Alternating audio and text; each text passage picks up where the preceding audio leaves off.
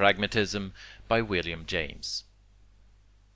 In point of fact, it is far less an account of this actual world than a clear addition built upon it, a classic sanctuary, in which the rationalist fancy may take refuge from the intolerably confused and Gothic character which mere facts present. It is no explanation of our concrete universe. It is another thing altogether, a substitute for it, a remedy, a way of escape. Its temperament, if I may use the word temperament here, is utterly alien to the temperament of existence in the concrete. Refinement is what characterizes our intellectualist philosophies. They exquisitely satisfy that craving for a refined object of contemplation which is so powerful an appetite of the mind. But I ask you in all seriousness to look abroad on this colossal universe of concrete facts, on their awful bewilderments, their surprises and cruelties, on the wildness which they show, and then to tell me whether refined is the one inevitable descriptive adjective that springs to your lips. Refinement has its place in things, true enough.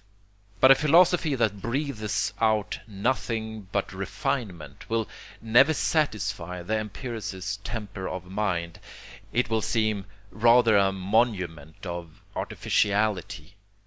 So we find men of science preferring to turn their backs on metaphysics as on something altogether cloistered and spectral, and practical men shaking philosophy's dust off their feet and following the call of the wild.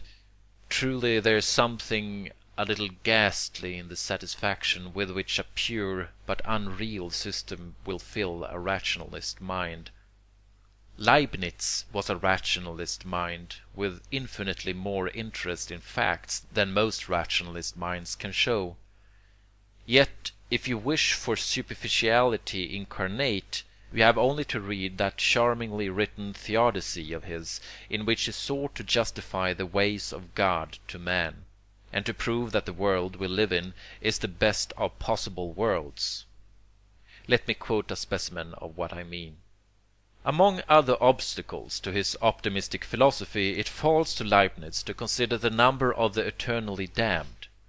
That it is infinitely greater in our human case than that of those saved, he assumes as a premise from the theologians, and then proceeds to argue in this way. Even then, he says, the evil will appear as almost nothing in comparison with the good, if we once consider the real magnitude of the city of God. Coelius Secundus Curio has written a little book, De Amplitudine Regni Coelestis, which was reprinted not long ago. But he failed to compass the extent of the kingdom of the heavens. The ancients had small ideas of the works of God. It seemed to them that only our earth had inhabitants, and even the notion of our antipodes gave them pause. The rest of the world for them consisted of some shining globes and a few crystalline spheres.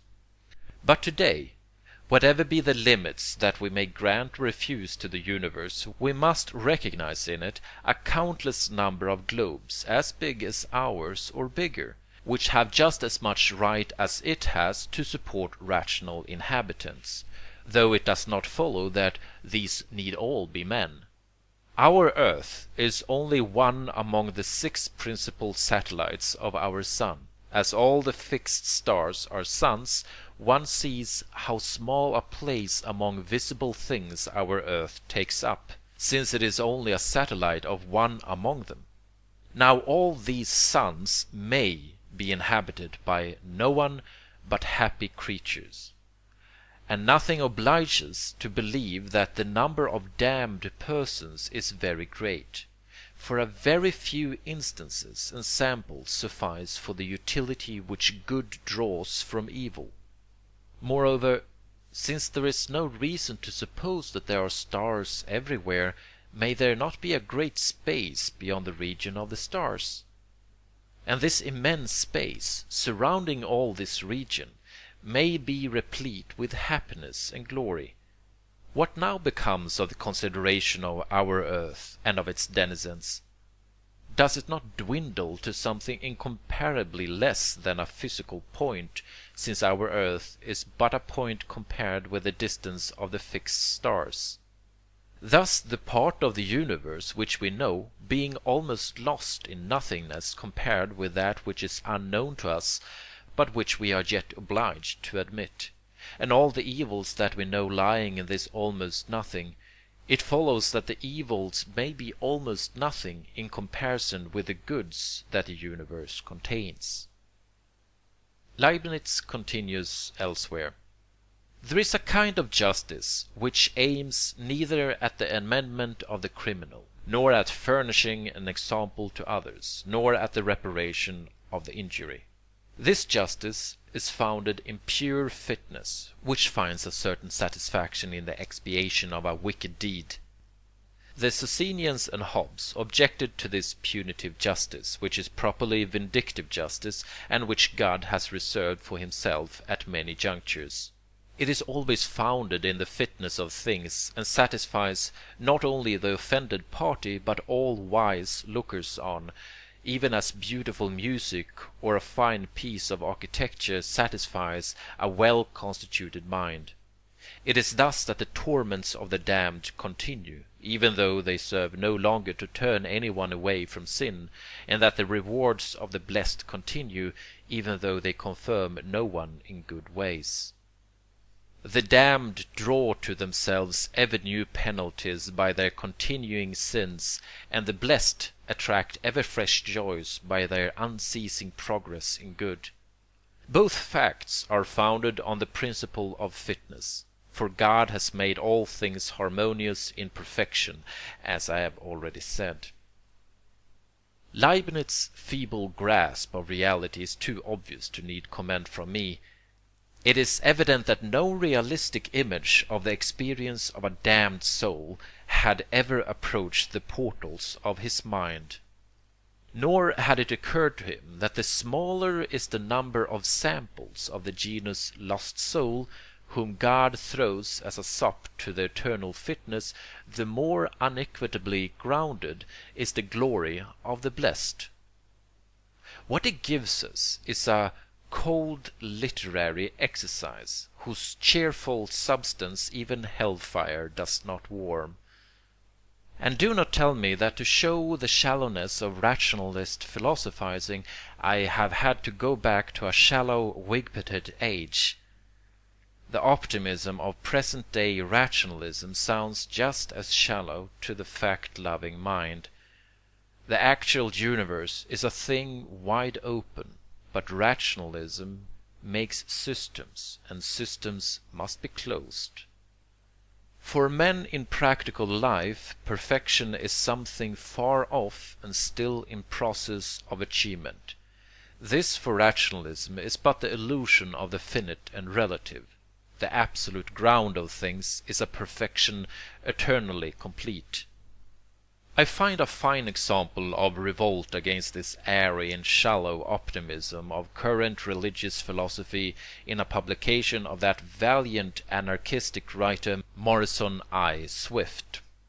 Mr. Swift's anarchism goes a little farther than mine does, but I confess that I sympathize a good deal, and some of you, I know, will sympathize heartily with his dissatisfaction with the idealistic optimisms now in vogue. He begins his pamphlet on Human Submission with a series of city reporters' items from newspapers, suicides, deaths from starvation, and the like, as specimens of our civilized regime. For instance, after trudging through the snow from one end of the city to the other in the vain hope of securing employment, and with his wife and 6 children without food, and ordered to leave their home in an Upper East Side tenement house because of non-payment of rent, John Corcoran, a clerk, today ended his life by drinking carbolic acid. Corcoran lost his position 3 weeks ago through illness, and during the period of idleness his scanty savings disappeared. Yesterday he obtained work with a gang of city snow shovelers, but he was too weak from illness and was forced to quit after an hour's trial with a shovel. Then the weary task of looking for employment was again resumed. Thoroughly discouraged, Corcoran returned to his home last night to find his wife and children without food and the notice of dispossession on the door. On the following morning he drank the poison. The records of many more such cases lie before me, Mr. Swift goes on. An encyclopedia might easily be filled with their kind. These few I cite as an interpretation of the universe. We are aware of the presence of God in his world, says a writer in a recent English review. The very presence of ill in the temporal order is the condition of the perfection of the eternal order, writes Professor Royce. The World and the Individual, Part 2, page 385. The absolute is the richer for every discord, and for all diversity which it embraces, says F. H. Bradley, Appearance and Reality, page 204. He means that these slain men make the universe richer, and that is philosophy. But while Professors Royce and Bradley and a whole host of guileless thoroughfed thinkers are unveiling reality and the absolute and explaining away evil and pain, this is the condition of the only beings known to us anywhere in the universe with a developed consciousness of what the universe is. What these people experience is reality. It gives us an absolute phase of the universe. It is the personal experience of those most qualified in all our circle of knowledge to have experience, to tell us what is. Now, what does thinking about the experience of these persons come to compared with directly, personally feeling it as they feel it? The philosophers are dealing in shades, while those who live and feel know truth. And the mind of mankind, not yet the mind of philosophers and of the propriety class, but of the great mass of the silently thinking and feeling men, is coming to this view. They are judging the universe as they have heretofore permitted the hierophants of religion and learning to judge them. This Cleveland working man, killing his children and himself, another of the cited cases, is one of the elemental stupendous facts of this modern world and of this universe. It cannot be glozed over or minimized away by all the treatises on God and love and being, helplessly existing in their haughty monumental vacuity. This is one of the simple irreducible elements of this world's life after millions of years of divine opportunity and 20 centuries of Christ. It is in the moral world like atoms or subatoms in the physical, primary, indestructible. And what it blazons to man is the imposture of all philosophy, which does not see in such events the consummate factor of conscious experience. These facts invincibly prove religion a nullity. Man will not give religion 2,000 centuries or 20 centuries more to try itself and waste human time. Its time is up. Its probation is ended. Its own record ends it. Mankind has not suns and eternities to spare for trying out discredited systems. Footnote: Morrison I. Swift, Human Submission, Part 2nd, Philadelphia, Liberty Press, 1905, pages 4 to 10. Such is the reaction of an empiricist mind upon the rationalist bill of fare. It is an absolute no, I thank you. Religion, says Mr. Swift, is like a sleepwalker to whom actual things are blank.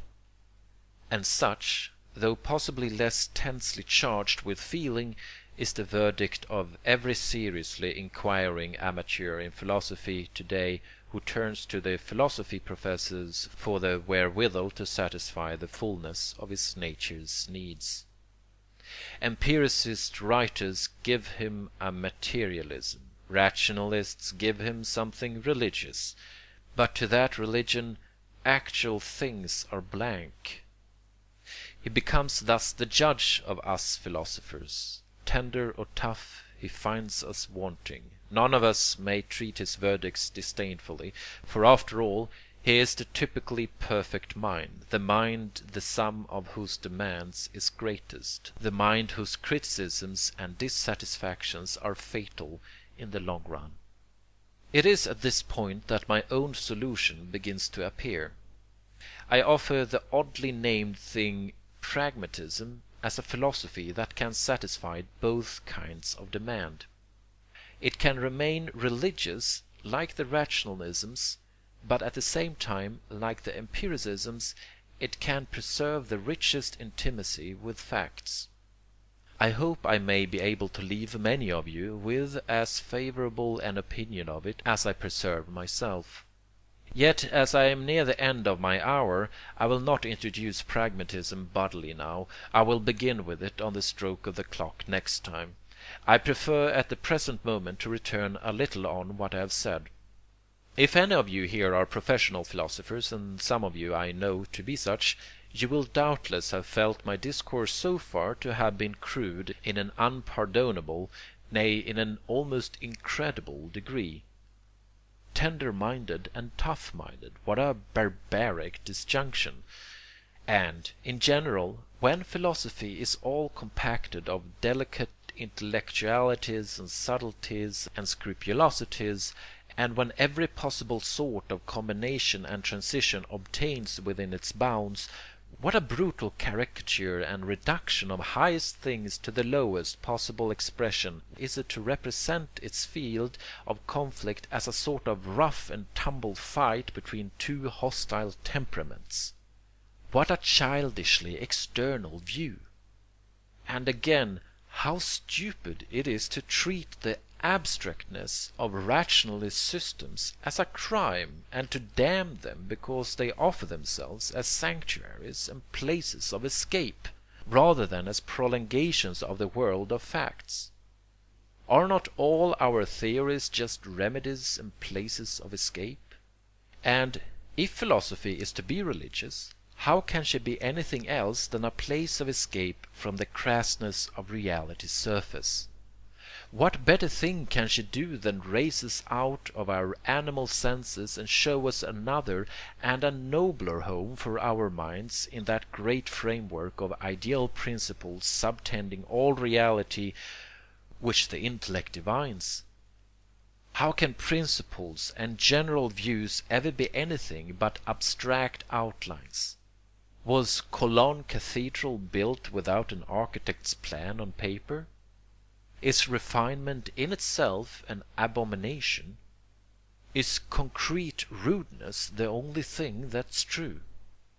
Believe me, I feel the full force of the indictment. The picture I have given is indeed monstrously oversimplified and rude. But like all abstractions, it will prove to have its use. If philosophers can treat the life of the universe abstractly, they must not complain of an abstract treatment of the life of philosophy itself. In point of fact, the picture I have given is, however coarse and sketchy, literally true. Temperaments, with their cravings and refusals, do determine men in their philosophies, and always will. The details of systems may be reasoned out piecemeal, and when the student is working at a system, he may often forget the forest for the single tree. But when labor is accomplished, the mind always performs its big summarizing act, and the system forthwith stands over against one like a living thing, with that strange simple note of individuality which haunts our memory, like the wraith of the man when a friend or enemy of ours is dead. Not only Walt Whitman could write, "Who touches this book touches a man." The books of all the great philosophers are like so many men. our sense of an essential personal flavor in each one of them, typical but indescribable, is the finest fruit of our own accomplished philosophic education. What the system pretends to be is a picture of the great universe of God. What it is, and oh so flagrantly, is the revelation of how intensely odd the personal flavor of some fellow creature is. Once reduced to these terms, and all our philosophies get reduced to them in minds made critical by learning, our commerce with the systems reverts to the informal, to the instinctive human reaction of satisfaction or dislike. We grow as peremptory in our rejection or admission as when a person presents himself as a candidate for our favor. Our verdicts are couched in as simple adjectives of praise or dispraise. We measure the total character of the universe as we feel it, against the flavor of the philosophy proffered us, and one word is enough. Statt der lebendigen Natur, we say, da Gott die Menschen schuf hinein.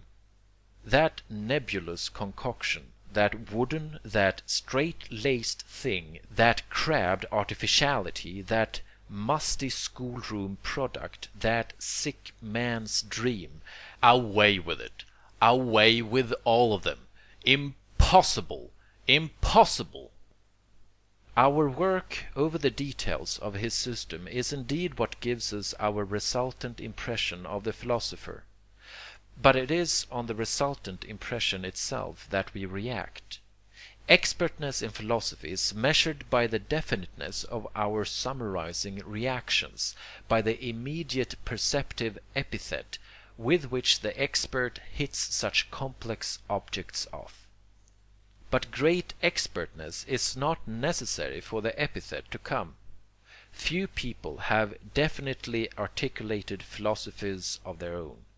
But almost everyone has his own peculiar sense of a certain total character in the universe, and of the inadequacy fully to match it of the peculiar system that he knows.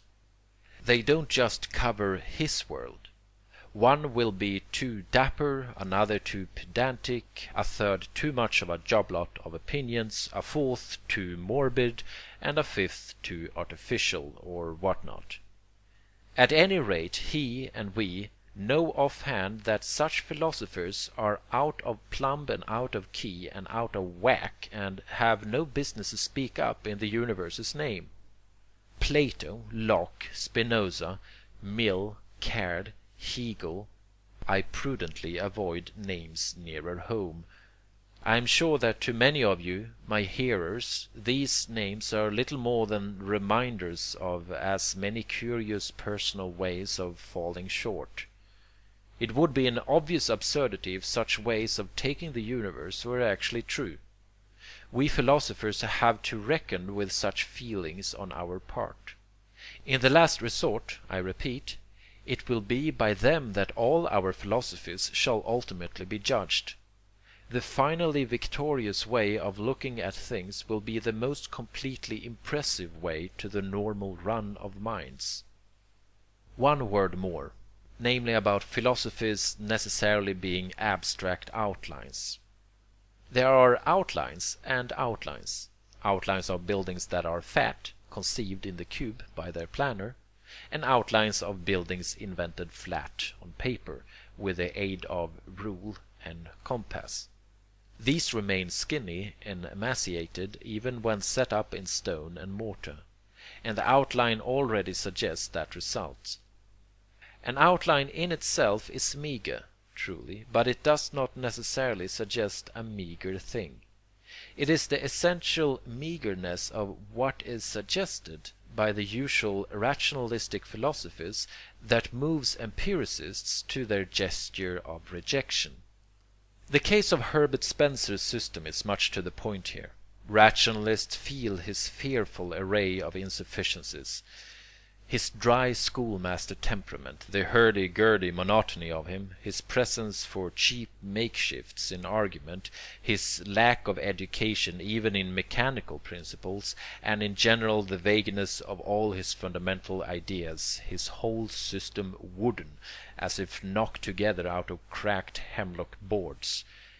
And yet the half of England wants to bury him in Westminster Abbey. Why? Why does Spencer call out so much reverence in spite of his weakness in rationalistic eyes? Why should so many educated men who feel that weakness, you and I perhaps, wish to see him in the Abbey notwithstanding? Simply because we feel his heart to be in the right place philosophically. His principles may be all skin and bone, but at any rate his books try to mould themselves upon the particular shape of this particular world's carcass.